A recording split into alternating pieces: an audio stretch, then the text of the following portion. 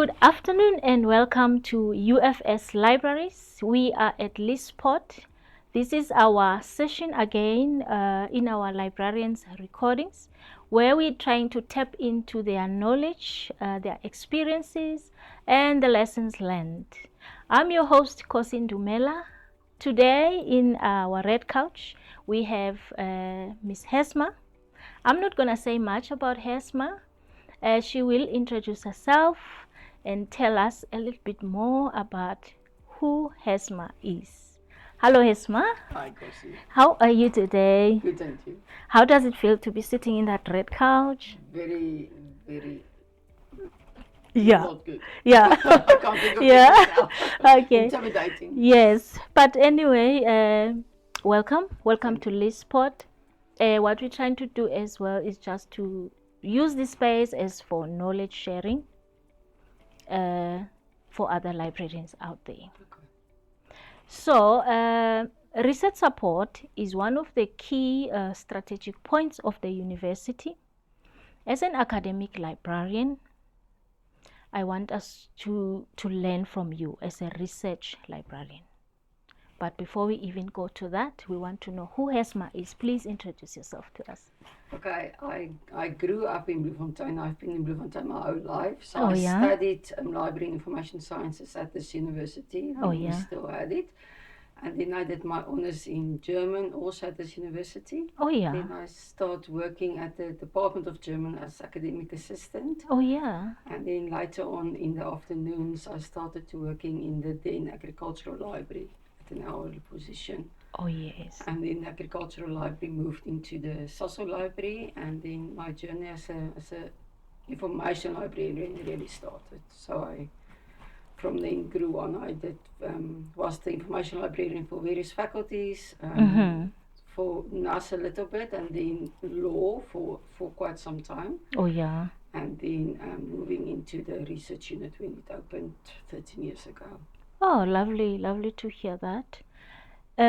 So what is your current position, and please share to us what is your day job looks like.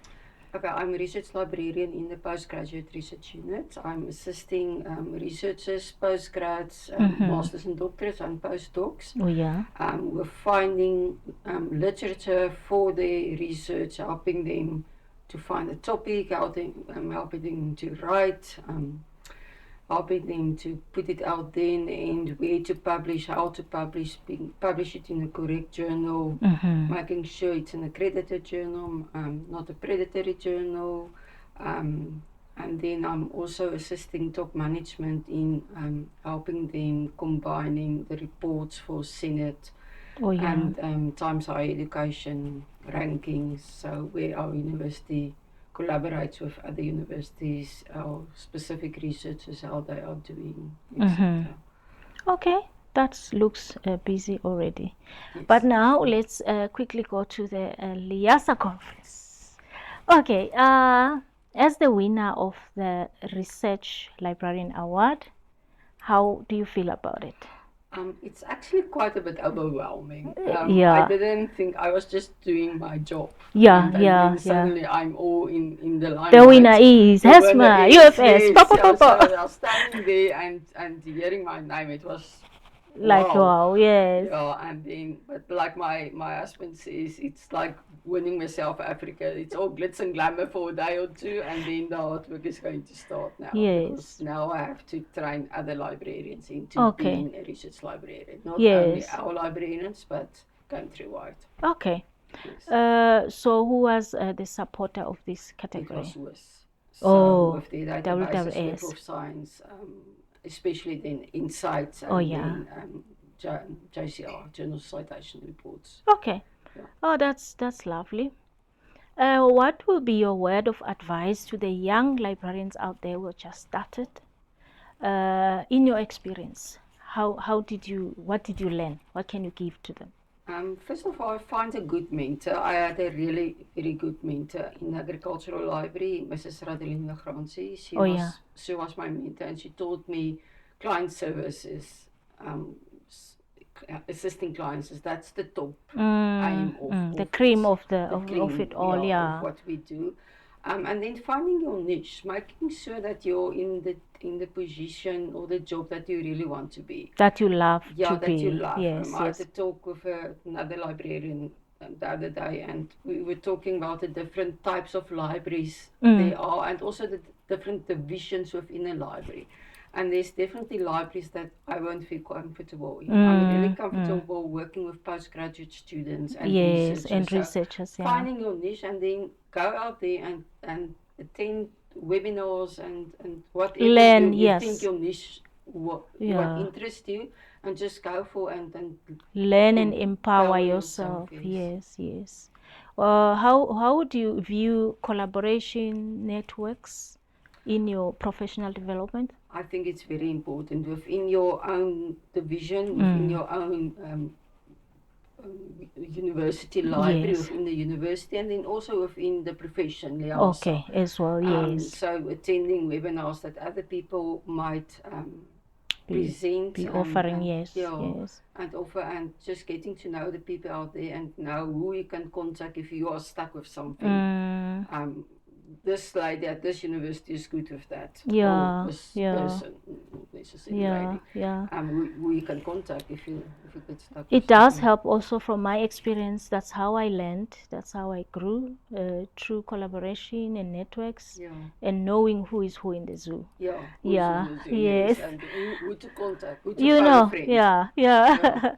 Okay. I know also you are somewhere involved with Sabinet. Can you tell us about your involvement? I'm on the Sabinet Product Advisory Board. Okay. So once a year we meet in person, Mm-hmm. and then they tell us what they plan on doing on a specific database or across their databases.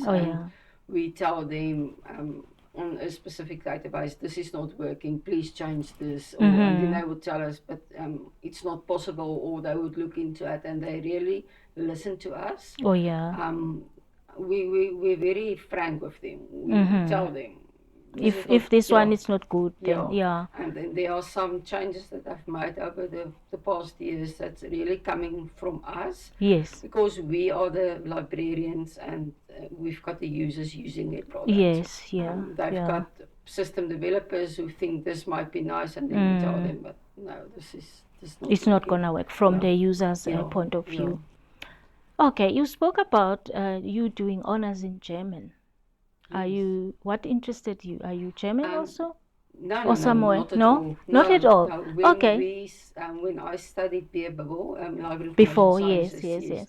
We had to choose 2 or 3 BA subjects. Any BA subjects. You so take I did any. languages. Oh yeah. And then Professor van Delft was then the head of the German department here, and he was a phenomenal person. Oh yes. He just had the world encyclopedia of knowledge, and is it sharing it, and so it was just so interesting being in his class. Then you just the other lecturers at the department as well, but specifically so after my 4-year degree I decided I just wanted to just for the fun of it.